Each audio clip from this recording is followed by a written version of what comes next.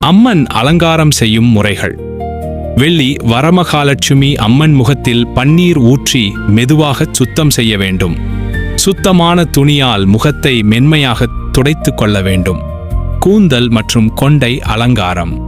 அம்மனின் தலையின் மேல் 4 கருப்பு கொண்டைகளை ஒன்றின் மேல் ஒன்றாக குழு தடவி சீராக அடுக்கி வைக்க வேண்டும். கொண்டையின் பின்புறத்தில் குழு தடவி முத்துப்பாட்டர் வெளிப்புறமாக தெரியும்படி டெக்கரேட்டிவ் கொண்டையை சுற்றிலும் பொருத்த வேண்டும். கொண்டையின் மேல் ஜுவல்லரி லைன்களை குறுக்கும் நெடுக்குமாக வைத்து கிரிட் பேட்டர்ன் உருவாக்க வேண்டும். ஒவ்வொரு கட்டத்தின் மையத்திலும் ஸ்டோன்களை ஒட்டி அலங்கரிக்க வேண்டும். நெற்றிக்கு மேலே வரக்கூடிய சென்ட்ரல் ஜுவல்லரியை நெற்றி சுட்டி மையத்தில் ஃபிக்ஸ் செய்ய வேண்டும். டபுள் சைடட் க்ளூ டேப் பயன்படுத்தி 2 காதுகளிலும் ஜும்காக்களை பொருத்த வேண்டும். கழுத்து பகுதியில் க்ளூ டேப் ஒட்டி நெக் ஜுவல்லரியை வைப்பதுடன் சேலை உடுத்திய பின் நெக்லஸ், ஹாரம் மற்றும் காசு மாலை போன்ற ஆபரணங்களை அணிவிக்க வேண்டும். மூக்கில் சிறிய க்ளூ டேப் ஒட்டி கவனமாக மூக்குத்தி பொருத்த வேண்டும்.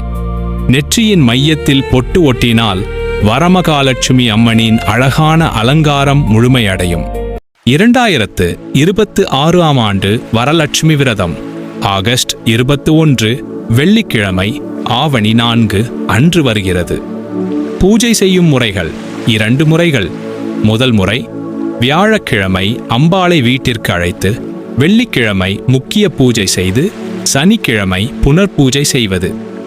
2வது முறை வெள்ளிக்கிழமை அம்பாளை வீட்டிற்கு அழைத்து பூஜை செய்து ஞாயிற்றுக்கிழமை புனர்பூஜை செய்வது. கலசம் அமைக்கும் முறை. தட்டில் 5 கைப்பிடி பச்சரிசி பரப்பி அதன் மேல் வெள்ளி அல்லது பித்தளை அல்லது செம்பு கலசம் வைத்து பச்சரிசி அல்லது நீர் நிரப்ப வேண்டும். கலசத்தில் சேர்க்க வேண்டிய பொருட்கள்: பாசிப்பயறு, மஞ்சள் கிழங்கு, ஏலக்காய், லவங்கம், பச்சை கற்பூரம், ஜாதிக்காய், வசம்பு, வால்மிளகு, மாசிக்காய், கருகுமணி, வில்வ இலை, தாமரைப்பூ, எலுமிச்சை, குங்குமப்பூ, நாணயங்கள் அல்லது தங்க நகை, வெற்றில பாக்கு, அக்ஷதை. கலசத்தின் வாயில் 5 அல்லது 7 மாவிலைகள் வைத்து மஞ்சள் பூசிய தேங்காயை வைத்து அம்மன் முகம், ஆடை, நகைகள் மற்றும் மலர்களால் அலங்கரிக்க வேண்டும். தாம்பூல பொருட்கள்: வெற்றிலை பாக்கு, மஞ்சள், குங்குமம், மஞ்சள் கயிறு, சீப்பு, வளையல், கண்ணாடி, மட்டை தேங்காய், பழம், பூ, மருதாணி, கண்மை, தக்ஷணை மற்றும் ரவிக்கை துணி அல்லது புடவை. கலசத்தை வாசலுக்கு கொண்டு சென்று தீபமேற்றி அம்பாளை மனமுருகி வீட்டிற்குள் அழைத்து வர வேண்டும். அம்மன் முகம் வீட்டின் உட்புறத்தை நோக்கி இருக்க வேண்டும்.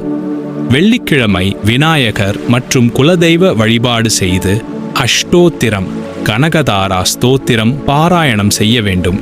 பூஜை முடிந்ததும் நோன்பு சரடு கட்டிக்கொள்ள வேண்டும்.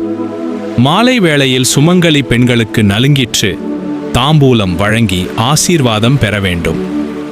சனிக்கிழமை அல்லது ஞாயிற்றுக்கிழமை ஆராத்தி எடுத்து கலசம், அரிசி பானையின் மீது வைத்து பிரார்த்திக்க வேண்டும்.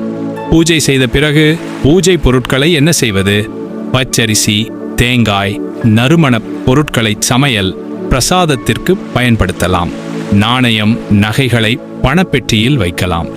மாவிலை, பூ போன்றவற்றை மரத்தடியிலோ அல்லது நீரிலோ சேர்க்கலாம். கலச நீரினை வீடு முழுவதும் தெளிக்கலாம். இந்த வீடியோ உங்களுக்கு பிடித்திருந்தால் ஷேர் பண்ணுங்க, கமெண்ட் பண்ணுங்க. ஓம் வராஹ லட்சுமி நமஹான்னு சொல்லுங்கள்.